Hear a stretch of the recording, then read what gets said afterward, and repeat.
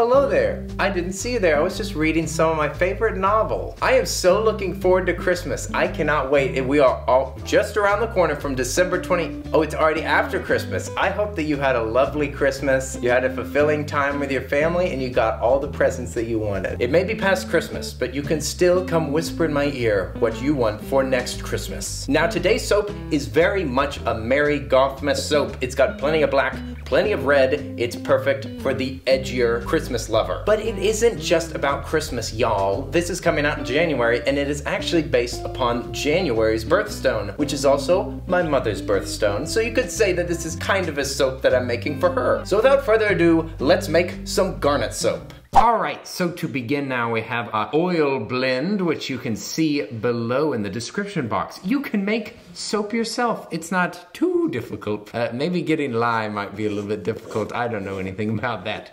Katie takes care of it. Anyway, I'm gonna take our lye and water solution, pour it in to the oil blend, and let's give this a mix.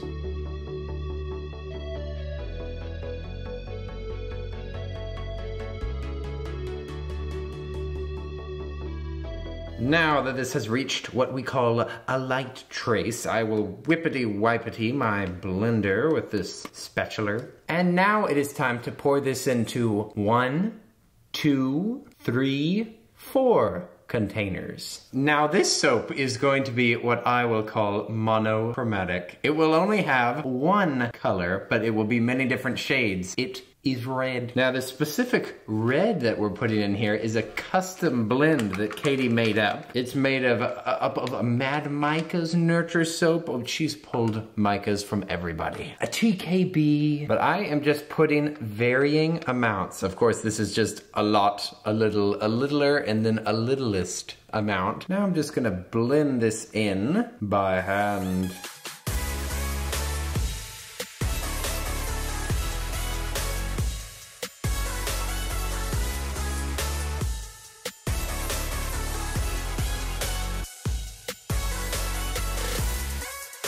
I have also added in some TD, and I'm only not blending these because they're layers. And the aim is to blend as little as possible whenever you're doing layers until you must. Speaking of must blend, let's take these out of the picture and we'll focus on Bob the Tomato here.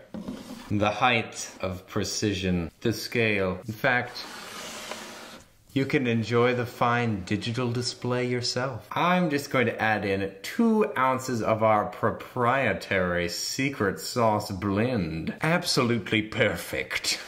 This scent, by the way, is the same that we use in all of our Blood Moon accoutrements. I did not know what to say.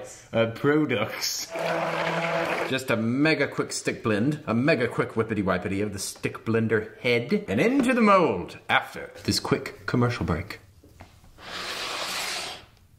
Just going to pour this into our brambleberry molds as flat as possible. I gotta say, we call these things jacks. These ones that just have 2 loaves, and I normally am making the ones with 4 loaves, and it is 1 billion times harder to get these layers to match. But whenever there's just 2, not so difficult. Now this is an opportunity that whenever I cut open these bars, you can compare them and you can mock me. Let me just whippity-wipity out my container. Now Katie said that she didn't want this top to be flat, so I'm gonna just do a little bit of texturing with this popsicle stick just to make it have some lumps and waves. So we are going to put on some spicy tomato mica, which I'm just going to sprinkle on top here using the tea strainer. There is only one. Oh, and Kenny, I'm already making a mess. I do fantastic on these layers at just sprinkling the mica everywhere. To Katie's chagrin. S's in the chat for soaps, please. If your friend is soaping, please comment a single S. I will be sure to like and subscribe to your channels. Sub for sub, anybody? Speaking of sub for sub, Katie, we're getting really close to 400,000. I know! Can you even believe it? That's the craziest craziest thing I've ever seen. It is a Christmas miracle. A Christmas miracle, she says. We can't believe it. Now I mixed up this next layer. I'm just using this spatula to break the fall. Don't want this piercing through. I recently was making some soaps that have layers, and I was so proud of getting a nice flat layer. It was so liquidy, and then I just dropped soap on top of it, and it pierced right through the layer, and it ruined the soap. You must be very careful with these layers. Gently scrapey, scrapey out our white peachy error. No. Oh. No!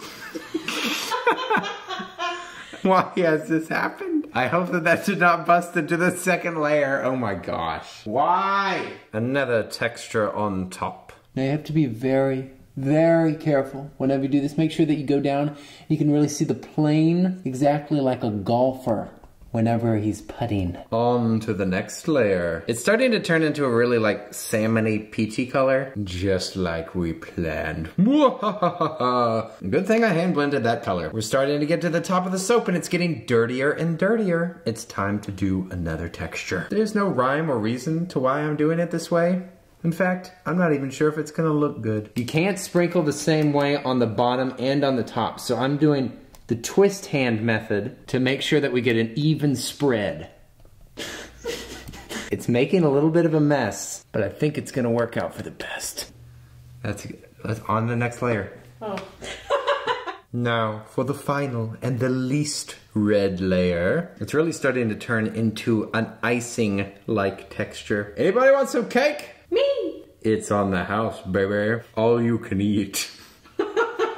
Now to make a slight topply texture. This honestly should be the most subtle because I don't love having a huge difference between the piping and the base. That's just my preference. And now for the final sprinkled layer. And we're just topping this off. Just topping off the final bits. Just beautiful, professional, just making sure that the spread's nice and even. All right, and there we are. Now we'll move on to the piping.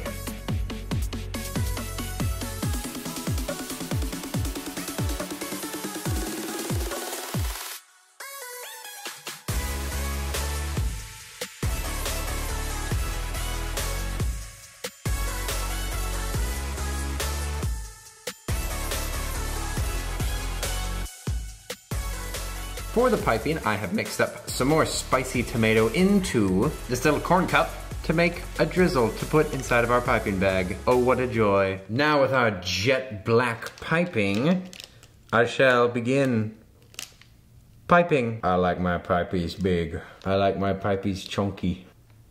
They maybe are a little bit large. Katie has pointed out that these are large dollops. It is true. You might have to have smaller little baby dollops on top of the big daddy dollops. That would look cool. In the bag, it kind of reminds me of a black widow, which makes me very uncomfortable. I think it's gonna look excellent, Katie, and I'll have you not say anything about it. All right, well, Actually, I tell you what, I'll do a bet. I'll do a bet with you right now. No bets. No bets. Royalty Soaps does not encourage betting or gambling. If you have enough to do both of those soaps, I will take you to get ice cream. I'm allergic to ice cream.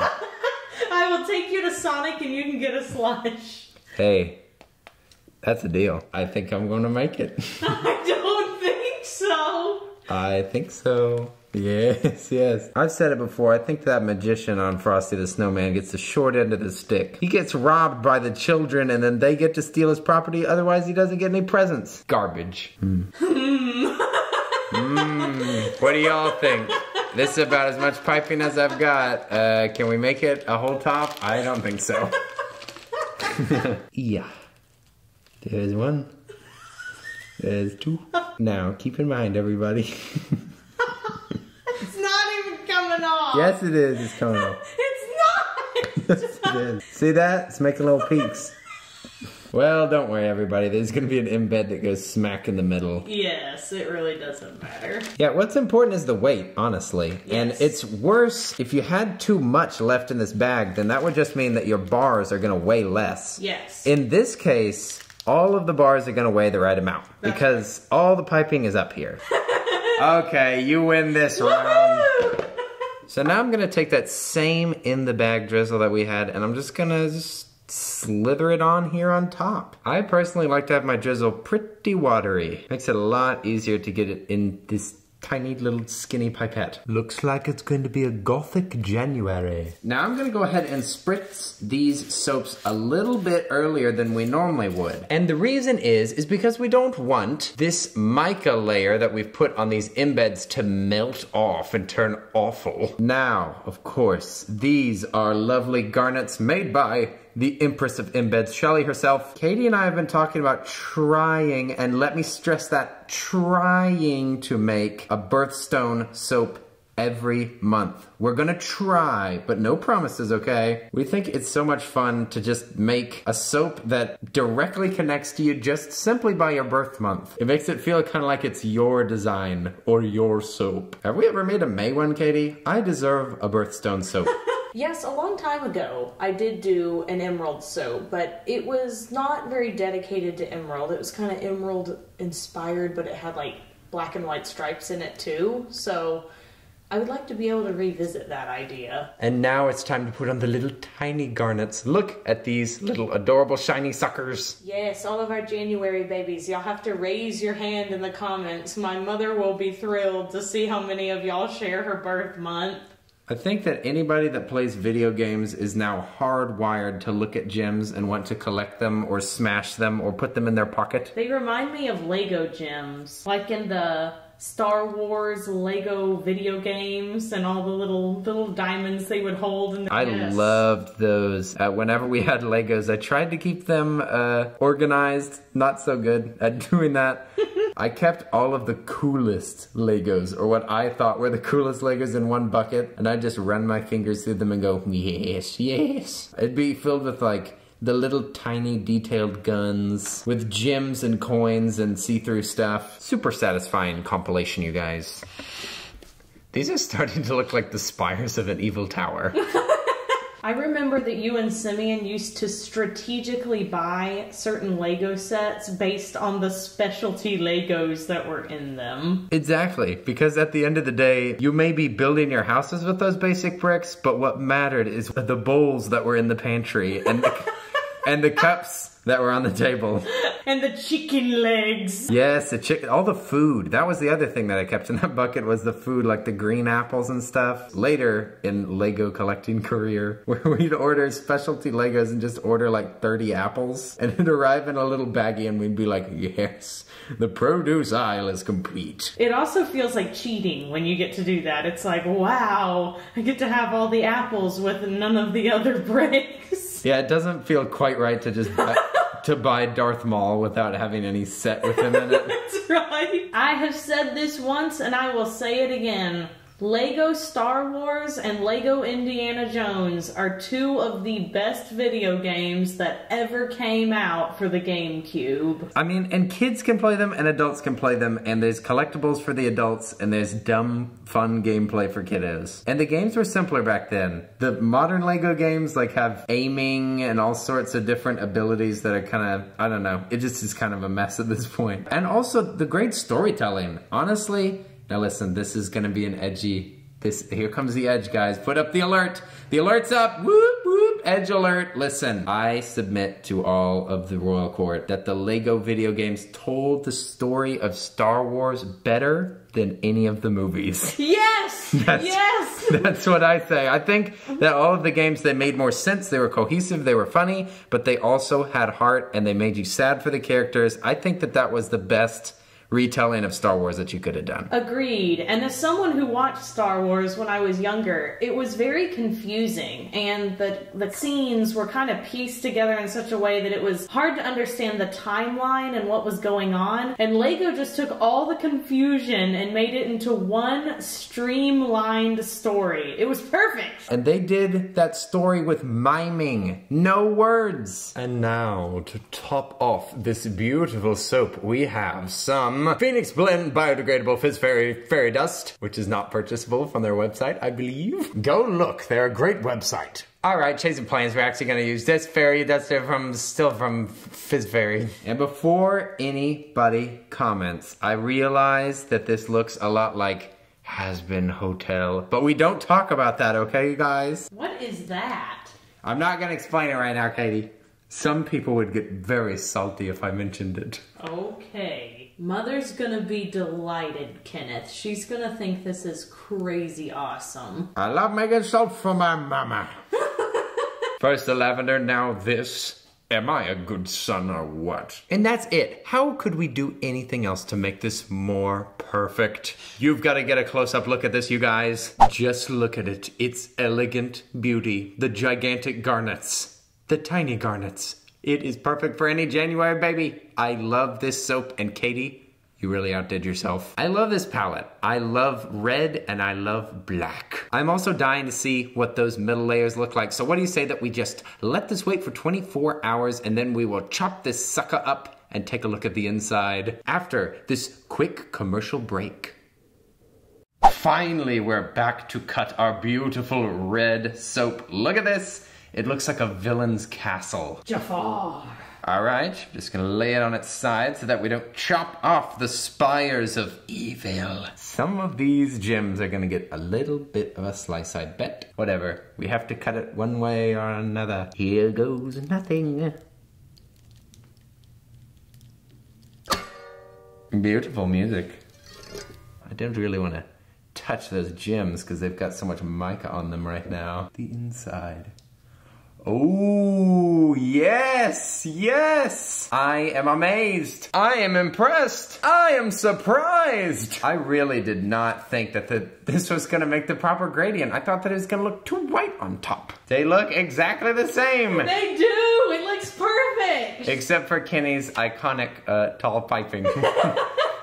Which I can't stop doing. This combines 4 of my favorite things: red, black, layers, and gradients. This one walks the line between gothic and luxury. Sparkle, sparkle. The question of the day is, are you going to make some New Year's resolutions? It's almost the new year, you guys. And if so, be sure to tell me what it is in the comments below. Well, that soap was just a big old ball of fun, wasn't it? I'm not gonna lie, this design, whenever I first saw it, it looked a little bit simple, but we added a little bit of a drizzle, and I think that improved it a lot. If you want to follow and keep up with Royalty Soaps, you can go over to Instagram and follow at Royalty Soaps. You can also follow Katie and I if you want to see our personal Instagrams. If you enjoyed this video, please leave a like and a subscribe. Maybe comment down below. And you be sure to do something fun for yourself today, whether that is making yourself some tea. I know that I've said this several times, but seriously, tea is good for you. It's delicious, and it can have digestive benefits and other sorts of benefits. Just get yourself some tea, y'all. And not sweet tea. I'm talking about real tea. Or maybe you could take a nice walk outside. I bet that the weather is feeling brisk, and that's good for the lungs, I think. So just get out there and do something that you love, and I will see you in my next soapy video. So until then, the Earl is out.